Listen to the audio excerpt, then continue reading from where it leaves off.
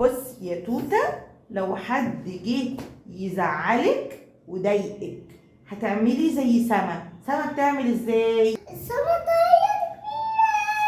وقت الخطر الطفل مخه بيتوقف تماما عن التفكير، واللي بيحصل له حاجة من ثلاثة: يا إما قتال، يا إما هروب، يا إما تجمد. أخطر ما فيهم هو التجمد.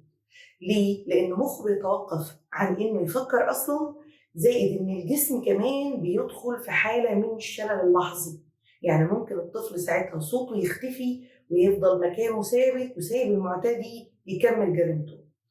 التدريب المتكرر على الصوت العالي والاعتراض، وإن الطفل يقول لأ، وإنه يشد نفسه لو حد مسكه بالعافية، وإنه يطلع يجري، ونكرر ده بلعب وبهدوء ومن غير ما نخوفه، هيخلي الطفل وقت ما يتعرض في أي أزمة أو أي هجوم بيحس ساعتها إن المخ، لأن الخلايا اتدربت على ده كتير، فالخلايا العصبية هتتصرف وقتها بطريقة أسهل بكتير من كون الطفل ما يعرفش يعمل ده وقلناه له بشوية كلام نظري. لو حطينا دي في وسط الألعاب إحنا بنلهم الطفل طريقة وقت الخطر يعرف يتعامل بيها، وهي فكرة إنه يحاول على قد ما يقدر يكون ليه صوت. الصوت اللي هيطلع في أول درجات الاعتداء هتخلي الطفل يقدر بعد كده ياخد اكشن تاني ببقيه جوارحه، يعني يقدر يجري، يقدر يهرب، يقدر يعلي صوته، يروح على حد امن يلحقه، يتكلم.